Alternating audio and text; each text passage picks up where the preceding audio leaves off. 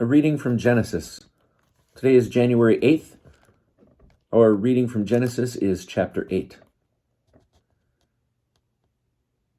God remembered Noah and all the beasts and all the cattle that were with him in the ark, and God caused a wind to blow across the earth, and the waters subsided. The fountains of the deep and the floodgates of the sky were stopped up, and the rain from the sky was held back. The waters then receded steadily from the earth. At the end of 150 days the waters diminished, so that in the 7th month, on the 17th day of the month, the ark came to rest on the mountains of Ararat. The waters went on diminishing until the 10th month. In the 10th month, on the 1st of the month, the tops of the mountains became visible.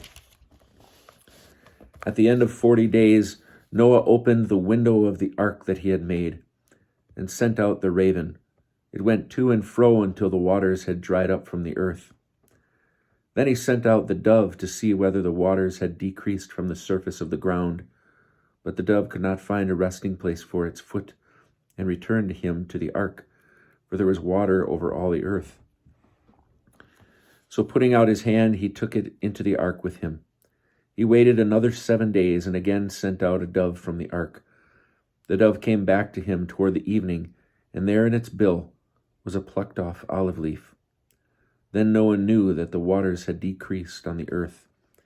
He waited still another 7 days, and sent the dove forth, and it did not return to him any more. In the 601st year, in the 1st month, on the 1st of the month, the waters began to dry from the earth. And when Noah removed the covering of the ark, he saw that the surface of the ground was drying. And in the 2nd month, on the 27th day of the month, the earth was dry. God spoke to Noah, saying, "Come out of the ark together with your wife, your sons, and your sons' wives. Bring out with you every living thing of all flesh that is with you, birds, animals, and everything that creeps on the earth. And let them swarm on the earth and be fertile and increase on earth." So Noah came out together with his sons, his wife, and his sons' wives. Every animal, every creeping thing, and every bird, everything that stirs on earth came out of the ark by families.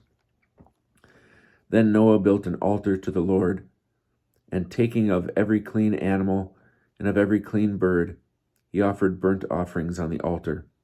The Lord smelled the pleasing odor, and the Lord said to himself, "Never again will I doom the earth because of man, since the devisings of man's mind are evil from his youth, nor will I ever destroy every living being as I have done.